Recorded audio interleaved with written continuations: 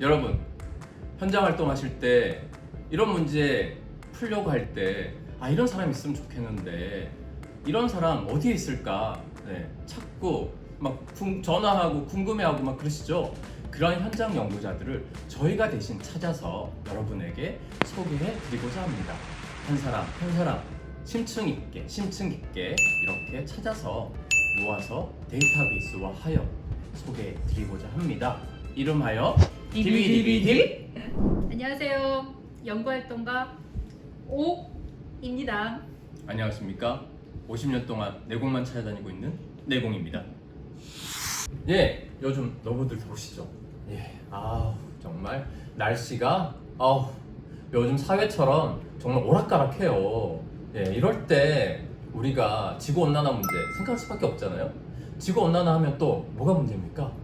에너지 문제. 그렇습니다. 우리 에너지 문제 정말 심각합니다. 지금 또 무슨 문제가 있나요? 후쿠시마 오염수 방류한다 어쩐다 지금 난리도 아니잖아요. 다 그게 에너지 문제 아닙니까? 우리 에너지 문제 관련되어서 심층적으로 한번 이야기를 나눠봐야 될 것 같습니다. 에너지 문제만 집중적으로 몇십 년째 파하고 계신 분입니다. 우리 이정필 선생님과 함께 우리 이정필의 에너지 이야기를 해보도록 하겠습니다. 반갑습니다. 네, 반갑습니다. 에너지 기후정책연구소 소장 맡고 있는 이정필입니다. 에너지 기후정책연구소는 2018년에 설립이 되었기 때문에 한 15년 정도 됐지요. 한 15년째 연구소에서 연구원, 부소장, 지금 소장을 맡고 있고요. 에너지 기후정책연구소는 시민사회 베이스의 기후정의, 정의용 전환을 위한 민간 싱크탱크, 시민사회 베이스의 싱크탱크라고 보시면 됩니다. 그 에너지 문제 심각한데 지금 우리 이 에너지 문제를 좀 어떻게 우리가 들여다보고 혹시 우리가 좀 현장에서 그래도 생각해볼 문제 내지는 좀 실천할 문제 혹시 이런 것들은 어떤 게 있을까요? 너무 많지요. 사실 먼저 말씀하신 것처럼 최근에 후쿠시마 핵오염수 방류 건도 다 에너지 문제 아니죠. 그리고 지금 최근에는 기후 변화, 기후 위기라고 불리지요.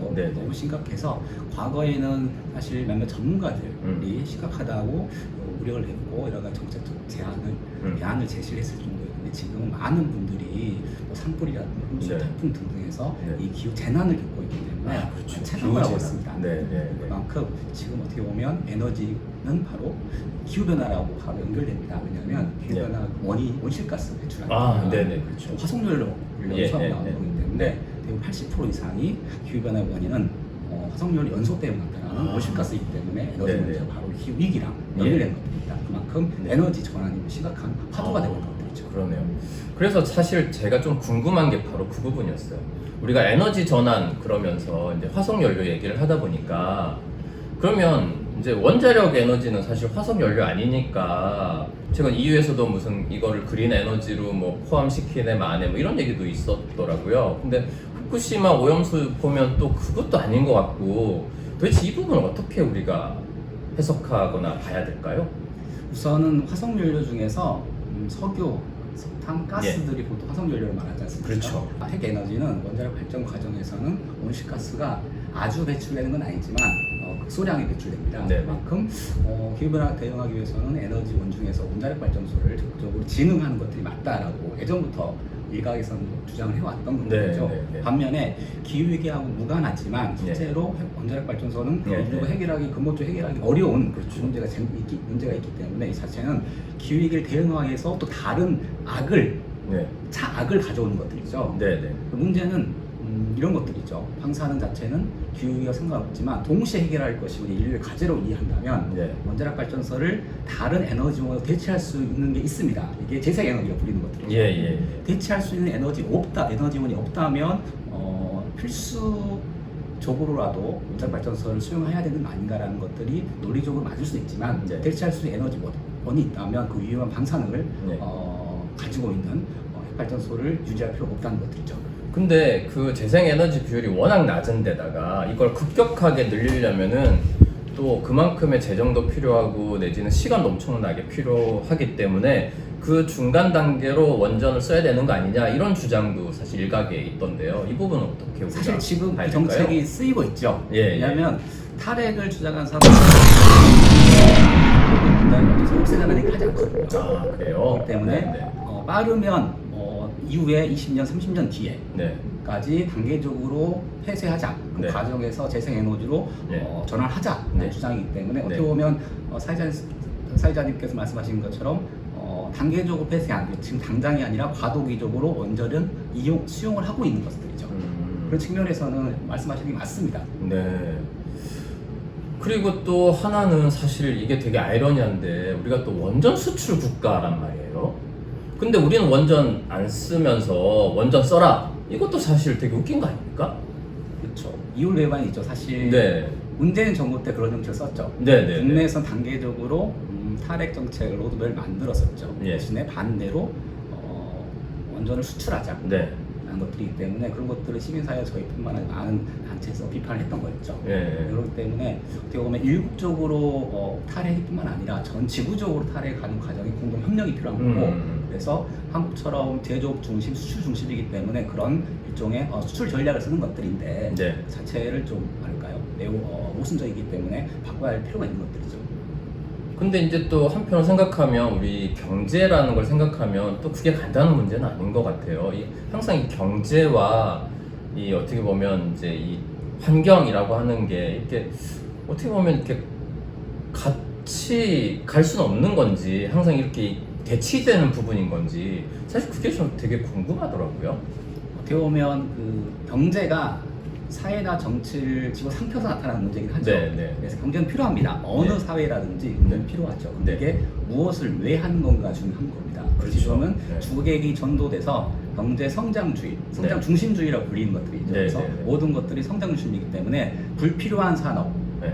사람과 환경에 불필요한 산업도 계속 키우는 것들이죠. 그리고 나타나는 여러 가지 사회적 부작용이 있는 거고요. 네. 그것을 그러면 에너지원만 전환하는 게 아니라 녹색 전환이라고 함은 경제 자체, 산업 구조 자체도 바꾸는 것을 의미하는 겁니다. 네. 그렇기 되면 회색 산업에서 녹색 산업을 바꾸는 것들이죠. 네. 거기서 일자리가 유지되고 일자리도 전환되는 것들이고요. 네. 지역 경제도 활성화될 수 있는 것들.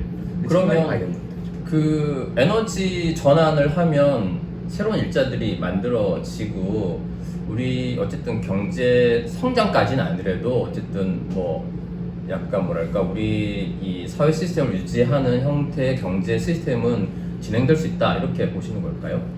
그리고 불구하고 여기서 쟁점은 있습니다.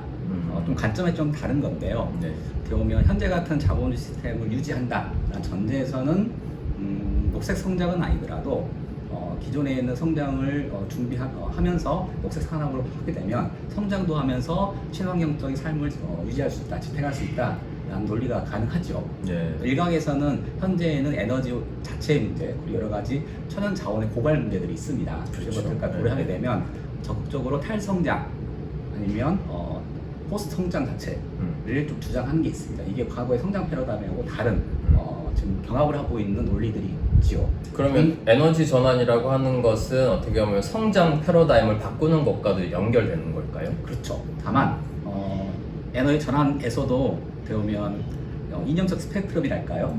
포지션이 좀 다릅니다. 네네. 어떻게 보면 정당에서도 우파가 있고 좌파가 있고 중도가 있는 것처럼 네. 이 전환을 이 얘기하는 쪽에서도 비슷한 어떻게 보면 스펙트럼에 대입을 할 수가 있어요. 네. 좀 더 좀 보수적으로 접근하는 팀들이 있는 거고 좀 더 급진적으로 해석을 해서 그 대안 자체를 주장한 팀이 있는 거고요. 어떻게 보면 지금은 그런 다양한 대안들끼리 병합하고 있는 상황을 보시면 됩니다. 네. 그러니까 어차피 하나의 정답은 없는 거니까 좀 다양한 방법들을 좀 우리가 써봐야 되는데 지금은 너무 이렇게 성장 일변도로만 이 처방전을 쓰고 있으니까 이게 문제다 이렇게 볼 수 있는 걸까요? 그렇죠. 다만 좀 긍정적인 것은 과거에 이런 논의들이 상대적으로 드물었습니다. 지금은 최근에는 시민사회가 학계에서 같이 좀 본격적인 논의를 하고 있고 네. 다만 아쉬운 것은 이게 행정부 특히 입법부에서 이런 논의를 안 하는 것들이죠. 그래서 그것들이 가장 큰 문제일 수 있습니다.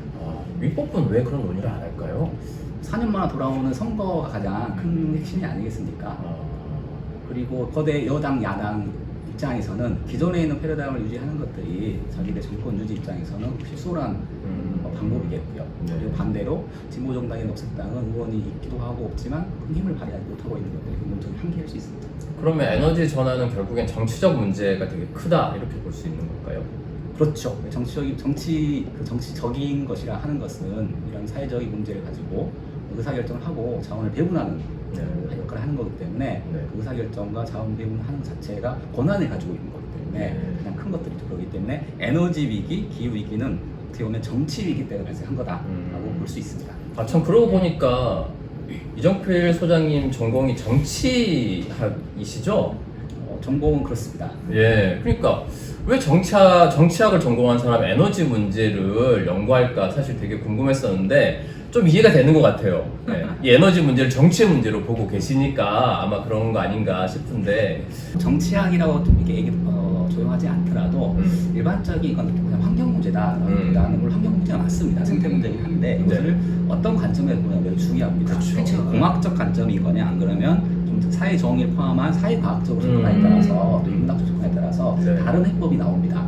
해석이 다르기 때문에 기존에 있는 거의 주로는 순수 환경 문제를 이해하는 전문가라든지 시민들이 많았었죠.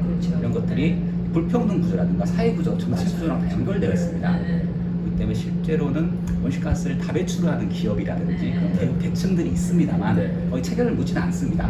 우리 모두가 책임이 있기 때문에 모두가 같이 감축 노력을 동참해야 된다는 정도만 얘기하는 거거든요. 잘 살아보세요. 맞아요. 구호지 않습니까? 이런 것들이 기존에 있는 모순을 다 은폐하는 것들이거든요. 책임을 지울 것도 책임을 지우는 거고 거기에서 책임만큼 스스로가 경제적, 정치적 부담을 지는 것들이 맞는 거죠. 이게 노동자 책임 부담 원칙이기 때문에 그런 것들이 있지 않습니까? 이런 것들이 안 지켜지기 때문에 문제인 거죠. 네. 우리 이렇게 그 이정필 소장을 통해서 에너지 문제를 좀 투사해 봤는데요. 되돌아볼 때 어떤 평가를 좀 내려볼 수 있을까요? 처음에는 좀 재정적으로 많이 힘들었었죠. 그다음에 초기 모델이기 때문에 연구소라는 이런 운영 방식이 초기 모델이기 때문에 좀 쉽지 않았었죠. 재정적으로 힘들었던 것도 없지 않아 있었고 이후엔 재정적으로 어느 정도 해결되는 상태는 이제 기존에 있는 사람들끼리의 8명, 10명 되다 보니까 이제 어떻게 보면 처음 있었던 구심력보다는 좀 원심력들 또 워낙 뛰어난 활동가들, 연구자들이 많았기 때문에 자기 주장도 강한 편이었고 이게 좋을 때는 이게 구심력이 강할 때는 매우 좋은 건데 소위 나이가 좀 들고 자기 다른 활동을 하고 싶어 할 때는 이게 원심력이 좀 강해지거든요. 지금 상근자가 좀 많이 나간 상태고 지금은 좀 비상근 형태로 이렇게 결합하고 있는 상태예요. 보면 이런 연구소란 공간에서 활동을 조직적으로 하는 것들은 정답은 없지만 어떻게 보면 시간에 따라서 좀 젊은 연구자들의 어떤 재생산 같은 것들이 잘 안 됐기 때문에 연구소가 지금 상근 구조는 좀 많이 약해졌기 때문에 이런 것들은 어떻게 보면 다른 기관도 마찬가지겠지만 성찰할 필요가 있을 것 같다는 좀 생각이 들고요. 그리고 나서는 좀 더 연구소 대외적으로 보면 어떻게 보면 여러 연구소의 성과가 있었습니다만 그중에 하나가 탈석탄 정의로운 전환 부분인 것 같아요. 1차적으로 기후 대응은 에너지 원이고 그중에 하나는 우리가 다 배출하고 있는 석탄 발전소의 문제가 큽니다. 그래서 한국에서는 주로는 60기의 석탄 발전소가 있는데 30개 정도가 충남에 몰려 있습니다. 위에서부터 당진, 태안, 고려, 서천에 있어요. 그래가지고 막 미세먼지 문제도 사실 심각한 거잖아요. 미세먼지, 송전탑, 그리고 온실가스 이렇게 연결되어 있지 않습니까? 그렇기 때문에 저희가 한 5년 정도 충남에서 여러 연구 과제를 했었습니다. 비슷한 과정을 통해서 여러 가지 비전도 발표를 하고 심리 함께하기도 하고 노조랑 함께하기도 했는데 처음에는 어려웠습니다. 지금 이제 노조 자체도 이제 그 자체를 필연적 흐름이라고 인정하고 별도의 노동조합 자체가 자기 목소리 내는 것들이죠. 우리도 석탄 발전에서 방역 폐쇄를 지지한다.